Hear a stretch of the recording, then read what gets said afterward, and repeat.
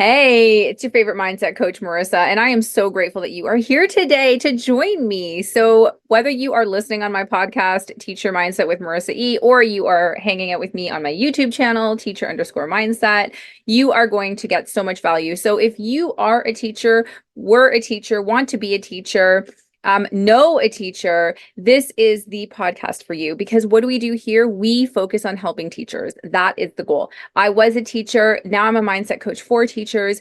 And I find people in the education space, whether they are teachers or were teachers or have some other place in the education space to help you save time, energy, practice self-love, avoid burnout, look at your worth, and just navigate regular challenges that teachers are encountering today. So I would encourage you to subscribe, especially on the podcast. Put a like in there so that we can push up in the algorithm because the higher we are, the more teachers we can help. That is my ultimate goal, is to bring love and positivity to so many teachers out there. So if that sounds like something you would be interested in, then without further ado, let's get into it. Hey everyone. So in today's interview, I am speaking to Clint Chico, who is a teacher at an inner city art school outside of Detroit, but is also a published author. So this one is for you if you have been thinking about starting your book, but you're not sure kind of where to start or how to like push through that fear. He will probably tell you what I'm going to tell you. Just do it. Just take a little bit of time every day, write, for 10, 15 minutes. And before you know it, that book will be on your computer ready to be published. Now, my podcast is called Teacher Mindset because it is all about helping teachers become stronger in their mindset, reminding you to take care of yourself because that's the only way you can take care of your kids. And if that is something you'd be interested in, then please check out all my interviews. They are with amazing, amazing teachers, maybe some former teachers, but there's always like some tips and tricks for you in there. So I would love for you to like, subscribe, leave a comment.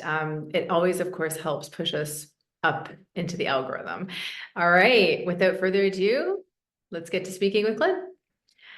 Hey, teachers and parents. In this episode, we are talking to Clint Chico, who is not only a high school video production teacher at an inner city art school outside of Detroit, Michigan, but is also an author of a series of novels. So if you've ever been thinking about finally starting that book, then this interview is for you. Clint, thank you so much for being here today. How are you? I'm doing great. Yeah.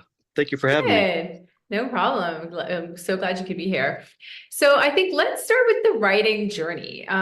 Did you always want to be a writer or did it sort of just happen? Well, I've always been creative.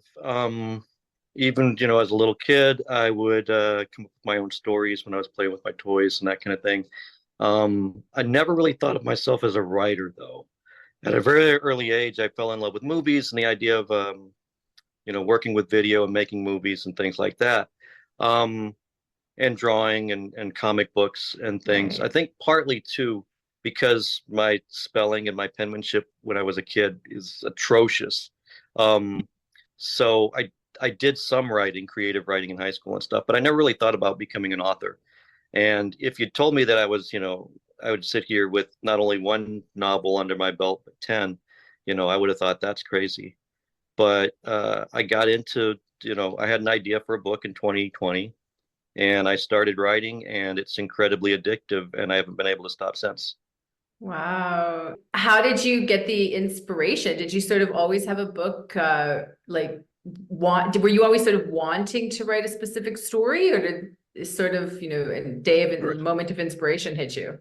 So it's weird, yeah. I make videos and things, and I hit ideas come and go and that kind of thing all the time.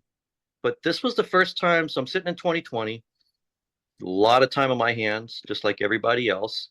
My wife is away with a friend for like weeks on end, because they're secluding into their little cabin Okay. on the lake, and so it's just me.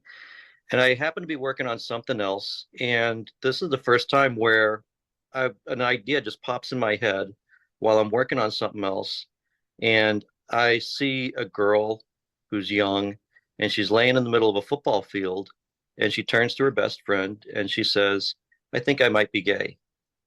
And it hit me like, I was like, I got an idea for a book. And I had to be slow down. You have an idea for a character. And so, but again, I'd never been like hit with an idea like that. And so Right. I had to sit, and before I started typing, who is she? Why is she on this field?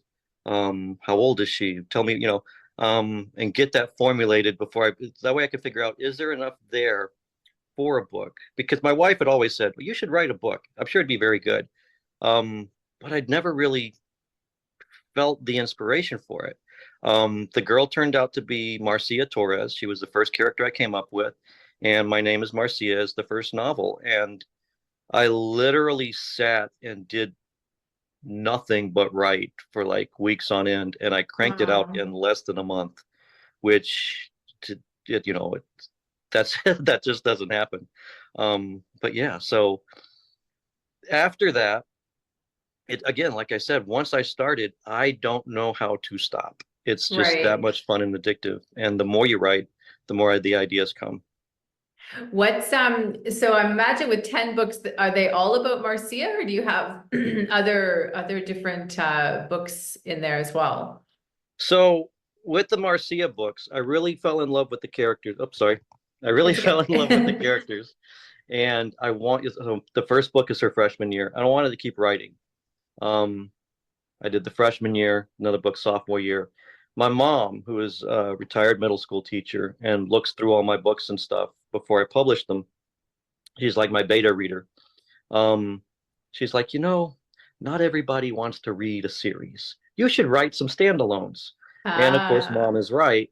So yeah. my first few books were all Marcia books. And then I wrote a book called Art School Blues, which is sort of a high school romance take on Romeo and Juliet. I teach at the School of the Arts. I said, oh, let's set it in the School of the Arts. I want to do Romeo and Juliet in the School of the Arts. But all the books that I write, the one thing they have in common is that all my characters are LGBTQ. A lot of my Okay. students are, my kids are. And I know how important representation is in media. Right. And so when I started the writing, I want to write books that my students can read. I want to write books that I can put my name on and put up in my classroom and be proud of them. And at the same time, I don't want to write books that are just like thousands and thousands of other books that are out there. I don't want to write books about guys like me, straight, white, old guys, because there's tons of books like that out there. Um, so even though, Art School Blues is kind of a sad romance, Island Games is an adventure game or adventure story. In January, I just put out my first fantasy novel. So they're all a little bit different, but they all have that in common in that there's a lot of representation, both in orientation and diversity in race and gender in all my books.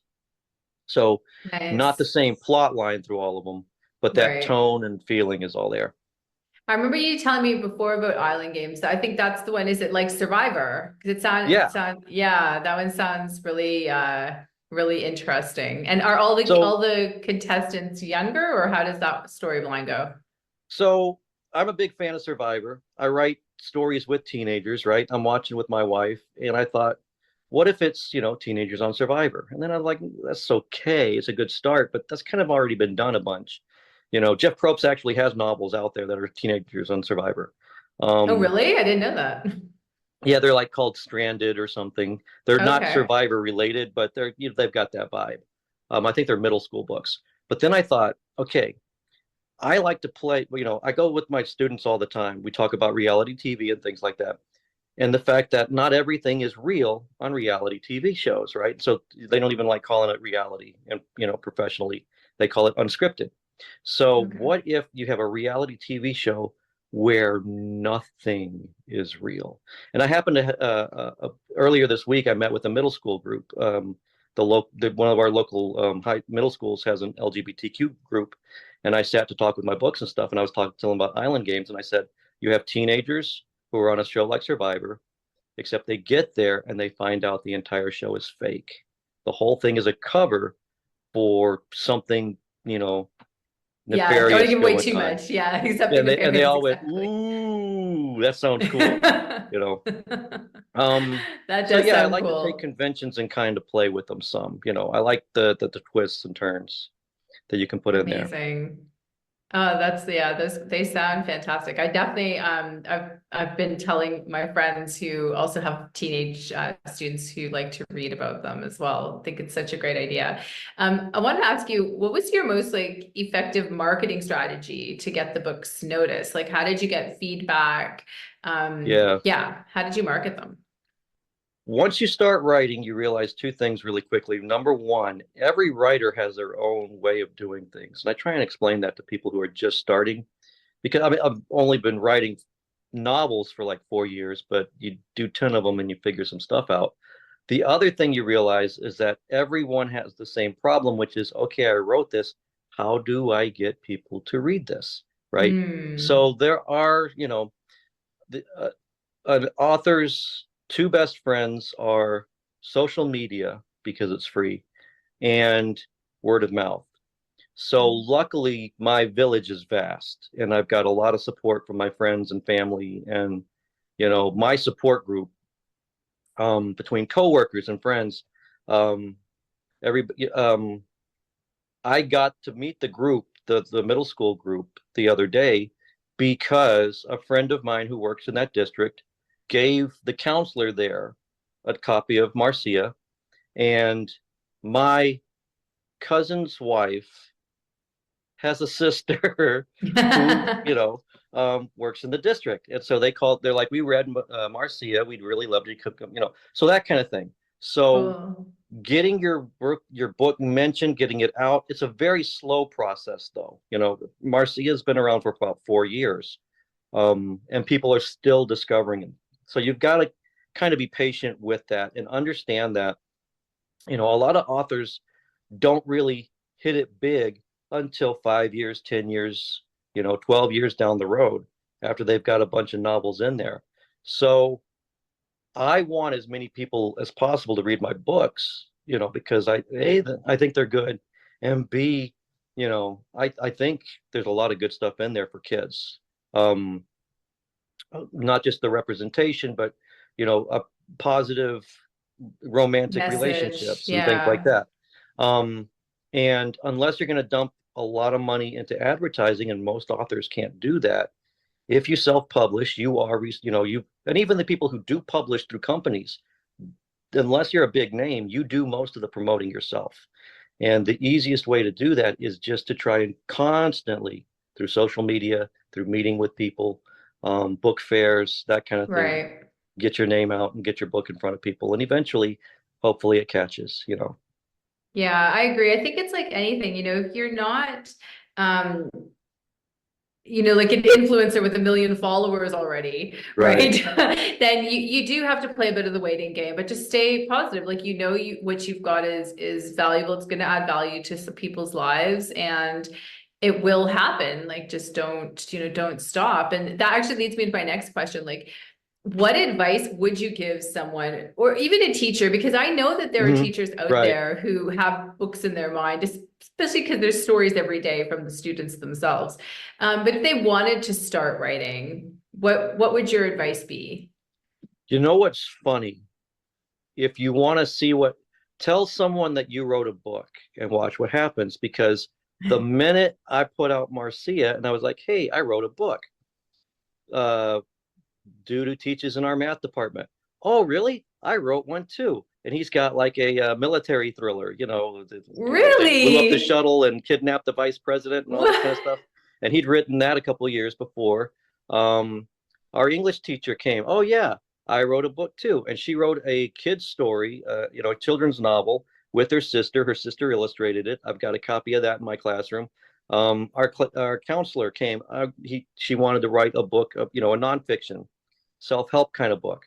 Um, the assistant principal who came through, he's got 4 self-help novels, or self-help books. So whether you've got a novel in your head or you want to write nonfiction or whatever, the cool thing is, self-publishing now is so easy. Hmm. And the thing to watch out for is there's companies that'll rip you off, that will try and publish your book for you, even though that part of it is free. You still have to try and get someone to edit for you. You still need to try and get someone to do your cover for you, which again, thankfully, I've got a large village and I know how to do some of that stuff myself. That cuts down on the costs. But the actual publishing itself, whether you use Amazon or Ingram or one of the other companies, you can do that for free because it's print on demand. And so because of that, I mean, I think they said 2020, there were 1 million new books dropped on Amazon that year. I believe it with the KDP, yeah, with the direct publishing. Yeah, I would believe that. I did 1 month, you know, going through social media and Facebook and this, and this lady says, "Oh yeah, my 5-year-old wrote a book and put it out in 2020 and put it out." I was like, okay, well, I give up now. Everybody's putting out. So I actually found out about print on demand and Kindle Direct Publishing, KDP, as you mentioned, is what I use because a student of mine who writes poetry, "Hey, Mr. Chico, I have a book of poetry out. Would you like to buy my book?" And I was like, "How did you get a book of poetry out?" This was like 2018. So a couple of years before me. And she talked me through, here's how it works in print on demand. And, you know, so she could put out her book of poetry for, you know, next to nothing cost wise. And, you know, you may not sell a ton, but that's not really the point anyway, right? It's to get your work out there, get feedback, you know, share your work with people. And so for people who want to start writing, I usually tell them just, you know, start writing. And the other thing is don't worry so much about how you're doing it compared to other people. Because like I said, the other thing that you learn is that there's always different ways to do it, right? Some people are very organized and they plot everything out. And I've got my 3-book series already plotted out in my head and notebooks full of notes and this kind of thing. And then I've got a friend who writes 80s romance. And she just sits down and starts writing. She's a therapist and I'm just start, you know, she doesn't plan out anything. I'm somewhere in the middle, and you're going to find that most people are somewhere in the middle. But the thing is, find a technique that works for you. Don't worry about, you know, some people, you have to write 1,000 words a day and you have to sit. No, you don't. You don't. No. You know, that works for some people. And if it works for you, do it. But if it doesn't, find the thing that works for you and go for it. And, you know, yeah, I think even like committing to like, you know, 20 minutes a day, right? It's moving that needle 1%. 1% forward, 1% forward. So that's all you can commit to. I try and write every day if I can. I don't always get to because life is busy. But it's less like, it's not, I'm going to sit down and force myself to write. It's that I've got these ideas in my head and I can't wait to get them out. So, you know, when I sit down to write, it's more something I'm looking forward to, you know, and I try and fit it in more than feel like I have to fit it in. Yeah, that's great. That's great. Yeah, that's great advice. Absolutely. So with regards to your teaching career, so I know that you teach at an art school, which just explain that to me a little bit. So it's different than a mainstream school, is that right? Right. So we're a public high school, but we specialize in the arts. So we've got some schools around us that are career and technical centers. So they teach like drafting and you know, automotive and construction and that kind of thing. Okay. And so the kids would go there for half a day and then go to their regular high school for English, science, math. We're not like that. We teach the core classes and the art classes. So my kids will have 3 hours or 3 classes of electives. And then also science, English, math, social studies, Spanish, all that kind of stuff. I teach video production. So when you come to our school, you would pick a major, basically kind of like you do when you're in college, and you would either go into the dance program or band or vocal or, you know, radio, TV or whatever. And sometimes we have kids who are really talented and dabble and do back and forth, and, you know, they're in band and they're in vocal and they dance and whatever. Right. But most of the kids come in and they pick one program to stick with. But we're also just a normal high school in that, you know, science teachers, English teachers, math, and all that kind of stuff in the same building. So we have elective programs just like normal high schools do. It's just much more expanded. And the arts is as focused on as the academic stuff. Not to the detriment of the academic stuff, but you know, the kids come to us because they really want to study the arts. The middle school, you know, one of the middle school kids that we were talking to the other day saw Art School Blues, and she's like, "Why'd you call it art school if it's supposed to take place in a high school?" And I had to explain to her that there are schools Ah, like this, that, you know, the arts is as big a part of it as the academic part. And that, you know, a lot of cities have these kind of schools. They're usually private, and we aren't.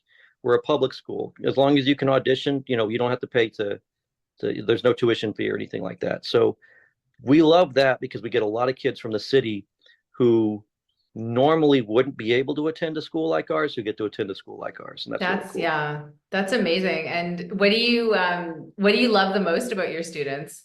Mm.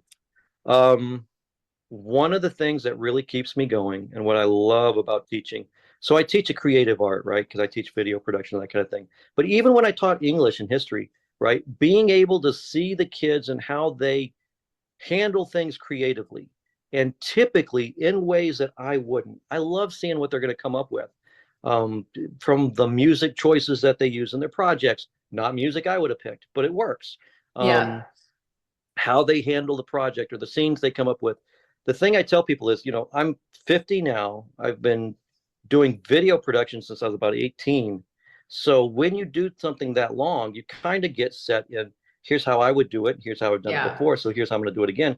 My kids don't have that because this is all new to them. So they find really creative, you know, they're not tied down to the idea of here's how we've done it before. So Yeah. they are really, you know, they really think outside the box. Um, and again, not just the video classes, but my English classes and stuff too. I'd give them creative projects and see how they tackle it. I remember one year, one of my kids did Romeo and they had to rewrite something, and they chose Romeo and Juliet, and they did a gender swapped Romeo and Juliet. And Okay. so even with that, the way she understood the story well enough to where, you know, Romeo was a girl, Juliet was written as a guy, but you still understood and got exactly who the character was because she understood the personality of the characters that well. That astounded me because normally they'd write the guy one way, they'd write the girl one way, right? Right. You could tell what she did and, you know, who each character was supposed to be, regardless of the name and regardless of the gender. And again, this is an English class. Um, and this was like my second or third year teaching, I think. It was really cool to see somebody tackle stuff that way. Um, and so you know, it's the light bulb moment and that kind of thing is always great. But being able to see the kids tackle stuff creatively and what they come up with and how different it is than the stuff I'd come up with, I love that. That's great. Yeah. That's so good. I love that too. So if the kids maybe are having a bad day, or you get those kids that maybe don't want to learn, or they're going to be getting disruptive, like what mindset shifts do you have, or Mm, strategies do you use yeah. with those students to help keep it like in a good space? It's kind of funny because, you know, I have my friends who teach English, Spanish, history, and all that, and they'll say things like, well, at least your kids want to come to class. And I say, usually they, you know, but even with something like video production or dance or whatever it is, and you think, Right. oh, that's fun. The kids will, you know, you still get the kids who they don't turn in work and they don't do this and they, you know, and so one of the things I've gotten really good at after 20 some odd years of doing this is you learn which buttons to push for which students, right? Um, Right. how to motivate the kids properly because some of my kids really need a kick in the pants and some of them need just a little bit of hug and push, you know. I've got some kids who, you know, I tell I've got some kids because I teach freshmen, sophomores, juniors, seniors, I'll have kids who come back year after year after year in my different Right. classes. And I've had some who freshman year pretty much worthless, don't turn anything in, can't get them to do anything. I try, nothing's happening. Sophomore year, something clicks in a little better, you know. And I tell, you know, I've told people with those kind of kids, the second they turn anything in, I praise the crap out of it. And I make sure they understand, you know, this is something you can do. This is not something you have to be Mm. scared of. You know, keep doing it. It's great. And they go, okay, it's not as hard as I thought.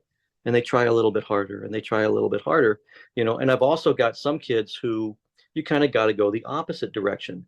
They respond better to, I hate to say it this way, to a little bit of a Gordon Ramsay. I had one Yeah. girl who spent like 5 minutes on a video and was like, "Oh yes, this is great. I think it's great. Don't you, And I was like, "No, you spent 5 minutes on it, and I can tell, and here's why." And she needed that because she needed to, okay, I need to work harder, and I get that. And so the only way that works really is if you really know and understand your students, and that does take a while.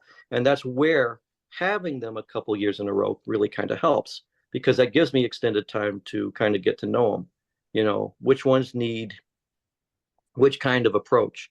You don't approach all your students the same way, obviously. Right. And listen, I hate to say it, but there's going to be a couple that you're just not going to be able to reach, um, and you try as hard as you can, but when it happens, you focus more on the ones you can, and you move on down And you the can't road. take it personally. And you I can't take it think personally. that's the And key, I right? used to, and it used to, as an early teacher, they don't tell you Yeah.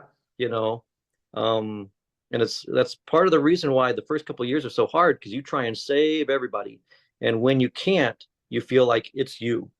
They're failing. It must be me. I must have done something, until you look and they've got, they've been failing everything since 8th grade, or whatever. You know what I mean? Um, and sometimes it's something going on at home that they just have to get through. Maybe you can help them with, maybe you can't. I've had ones where they just need someone to sit and talk to, you know. Mm. Um, and one of the things I tell my students, because it helps with the fact that they're learning something new from me, right? So they're going to have a Right. lot of questions normally. Nobody can, there's one or two kids who have like a YouTube channel or whatever, but no one comes in doing professional video. So No, they're going yeah, to ask a no. lot of questions.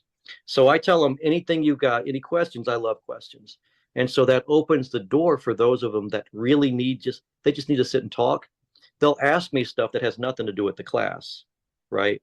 Um, and I've developed a lot of good relationships that way with some of the kids who, they tell me about the books they've read. They tell me about, their sister and their artwork or whatever.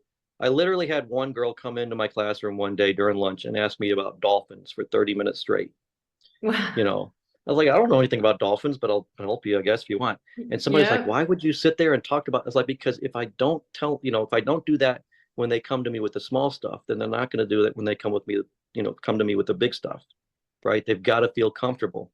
Um, so having an Yeah. open door like that, while it can be, you get asked some stupid questions and they want to talk about basketball or wrestling or video games or whatever, you're like, okay. But then when they need the help for real, or college stuff or whatever, or things going on at home, then you become someone they can trust and they come to you. And that's what they need. Yeah, that actually leads, like, I was going to ask you, then, what advice would you give new teachers who may or may not be struggling? But two pieces you just gave right now, right, is do not take things personally. And Yeah. if a student does come to you with the small things, listen, because it will open the gate for them to possibly come with with the more difficult questions later, because you're building that relationship. Is there any other advice you think you would give new teachers today?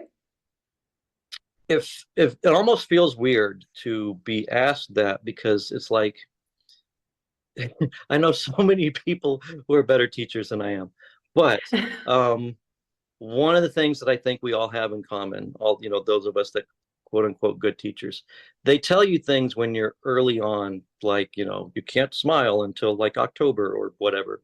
You have to be stern and tough, and the thing is, sometimes you do have to be. I've seen teachers college level sometimes too. Um, I've seen teachers who don't know how to explain the subject matter. I don't Mm. get that, but okay. I've seen teachers who don't try and connect with the students because they have to feel like, you're here and I'm here and the authority thing has to be there. When I was student teaching one year, I had a professor who came in and watched. I see that they call you Chico instead of Mr. Chico.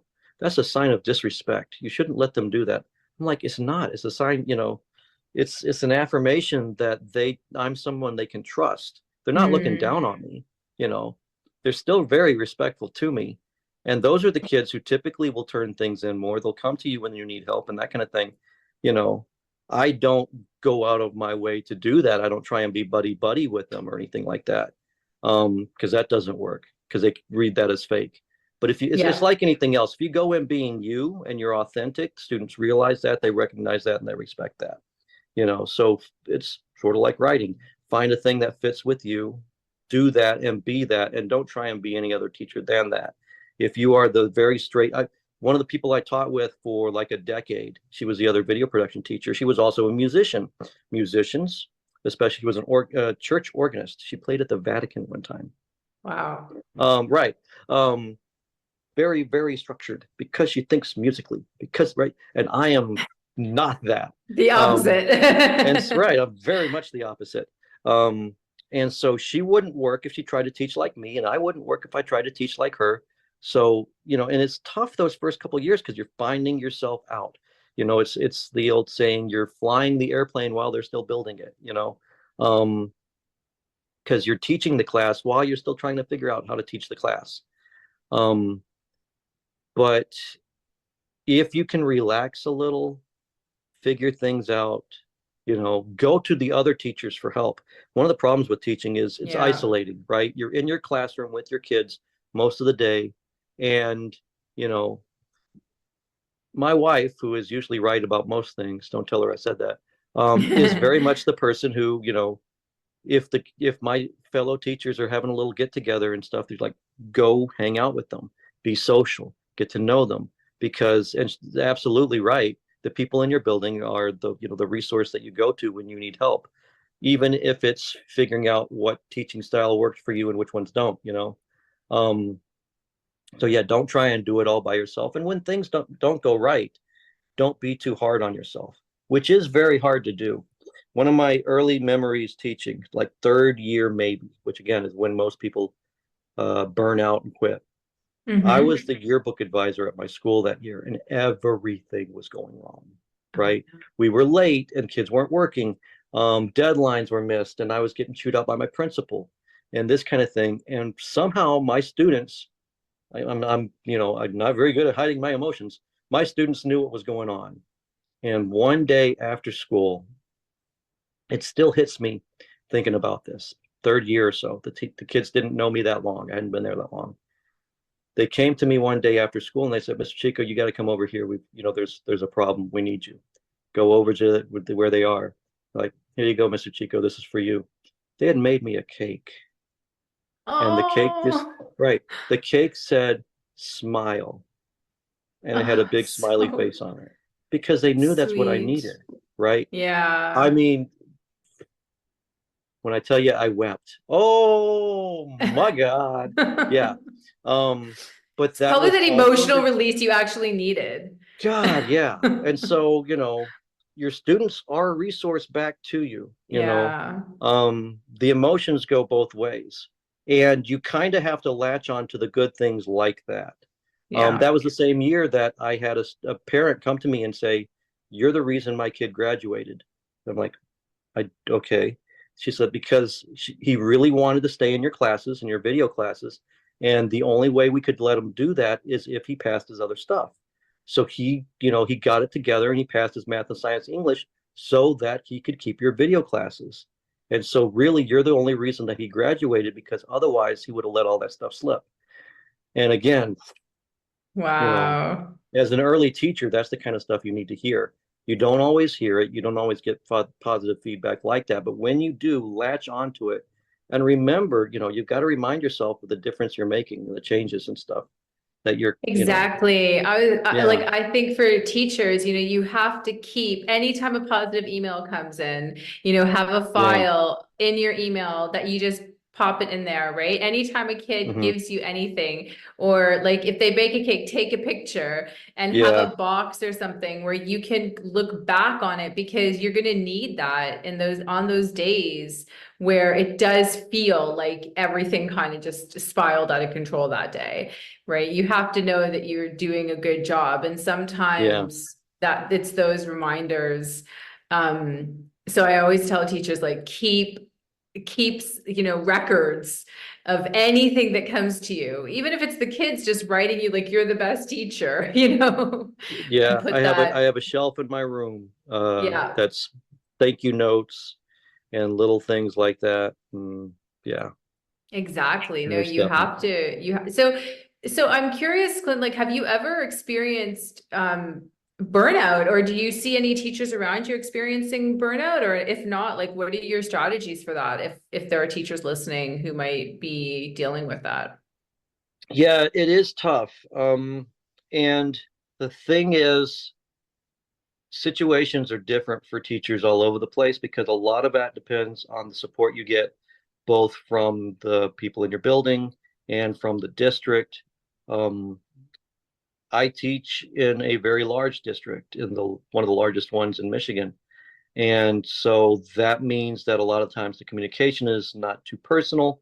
The opposite is my wife, who teaches in a district so small that she refers to the superintendent by his first name. Uh, Wow, okay. That's I small. talked to Eric today. I was like, okay. But so a lot of times when you teach in a large district, you don't feel like you're getting the support you need because there's so many layers of bureaucracy. Right. Sometimes it's the principal that you teach with, sometimes it's the other teachers around you.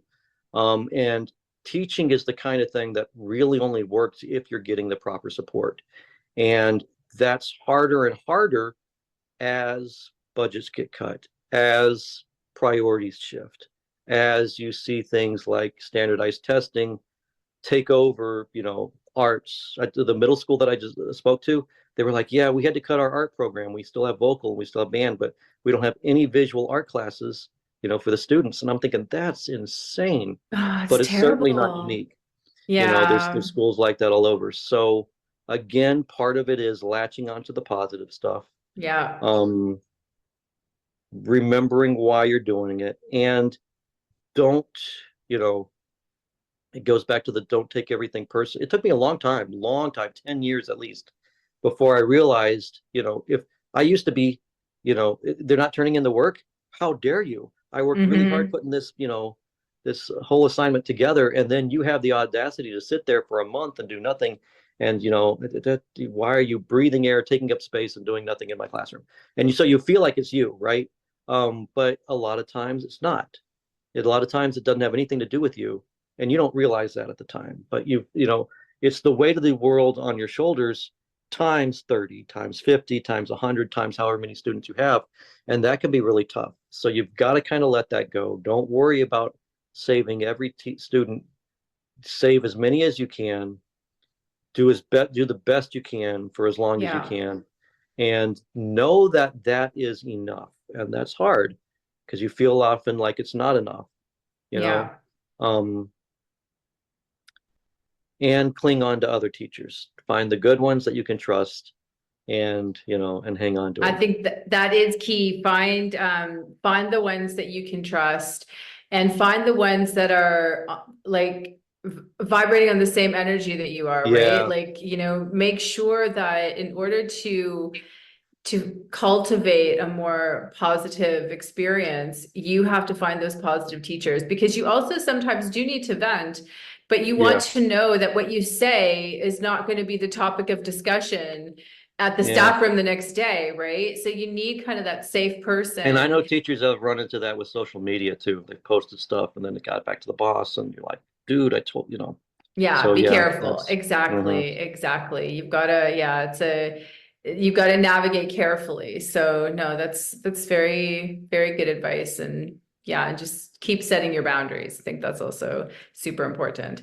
So other than your own books, Clint, any books you recommend for like personal or professional development that you've read Hmm. before? Um, Professional development. I mean, there's the books out there that they tell new teachers to read all the time, and the first day of school, and the porcupine one that I can't remember the title of.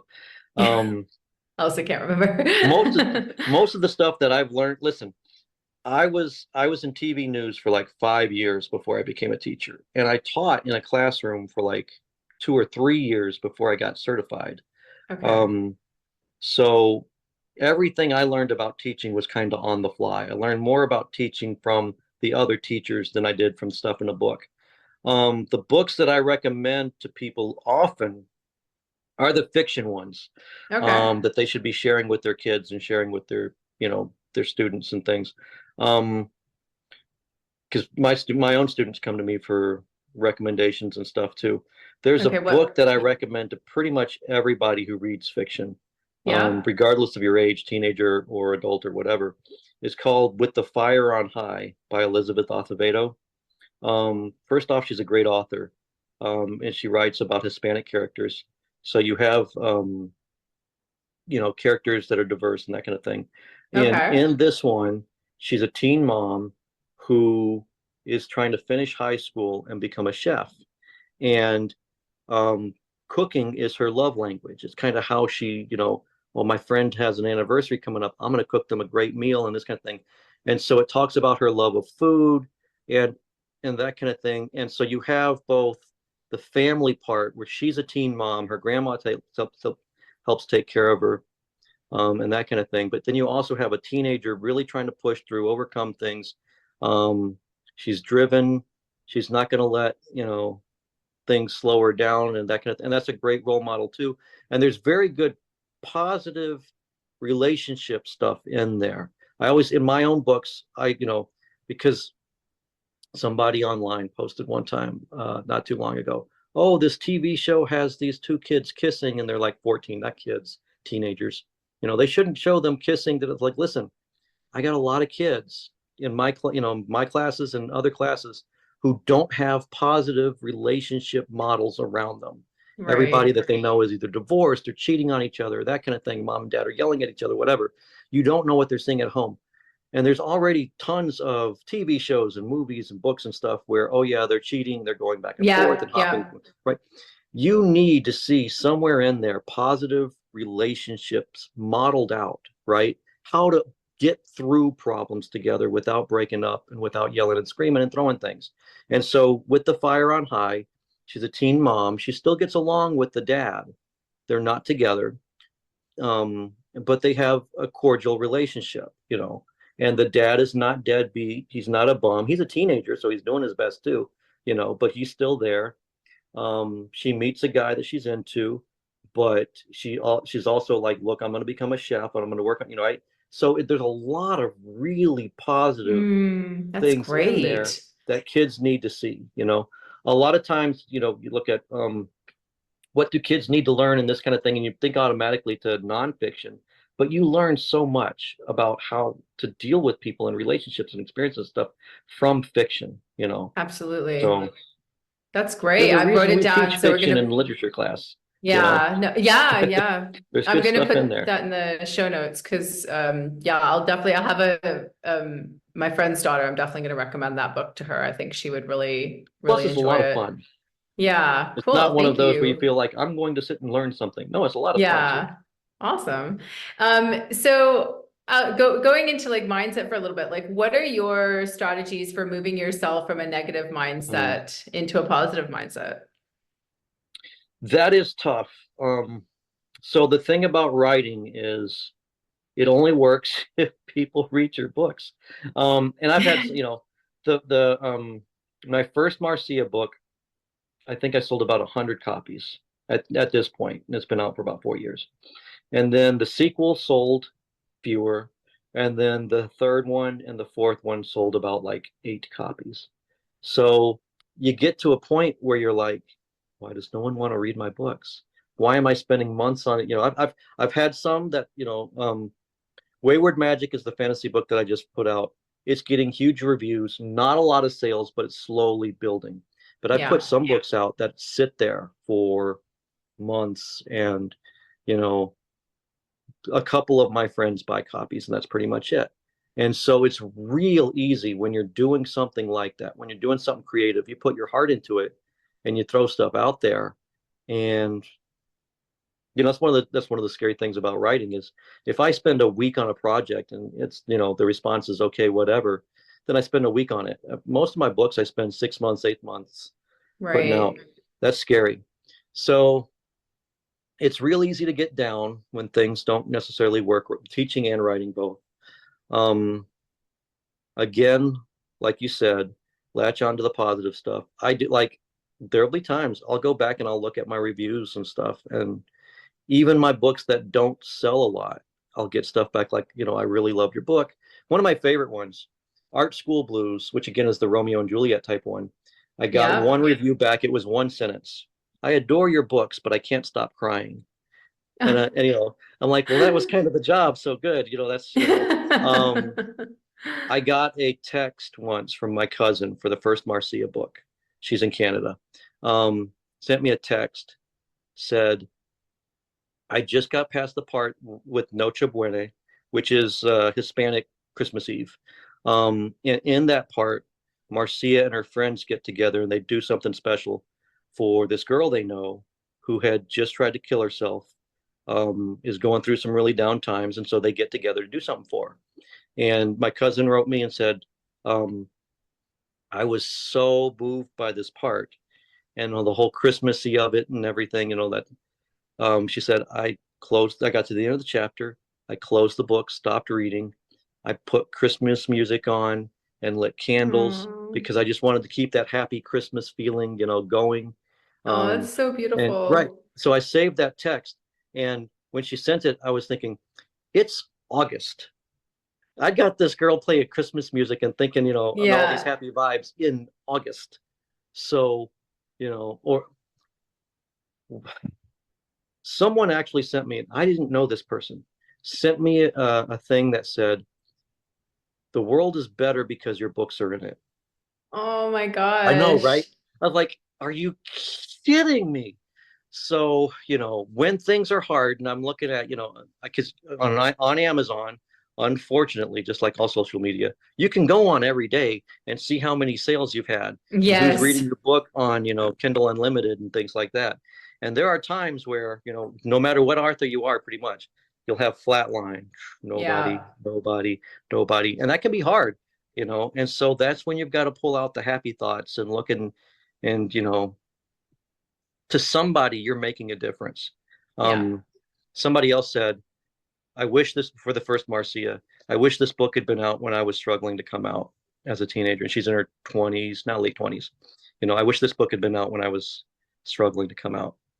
And so things like that are both in the teaching world and in the writing world, things like that you got to latch on to for when the times are low, Yeah. That's and know that it'll get very better. true. That's very true.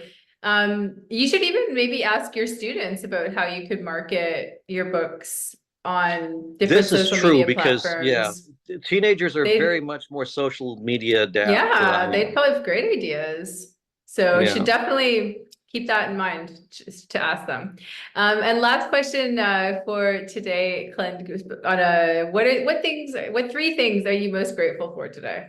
What am I grateful for?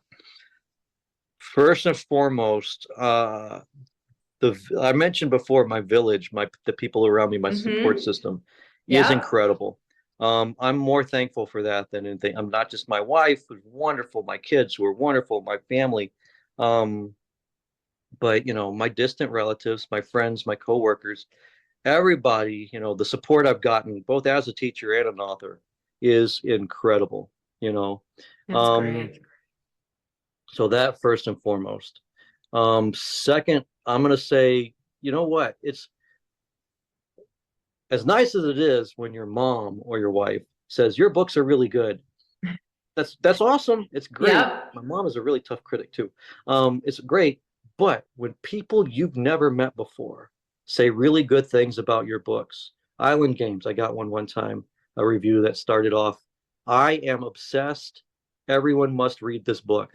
I'm like, dude. So Nice. That's the fantastic. fans that I've gotten who I've never met before, but somehow my book finds their way into their hands, and listen, especially if it's a small author, especially if they're an indie published author.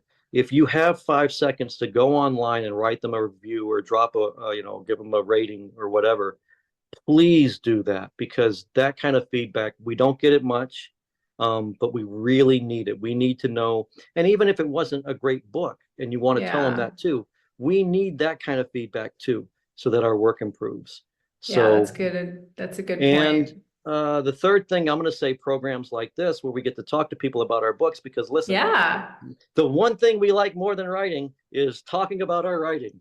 Well, some authors don't, but I'll say for a lot of us, my wife said one time, I have an on-off switch. Either I sit and say nothing, or you turn me on and I won't shut up. And usually I'm talking about soccer or books.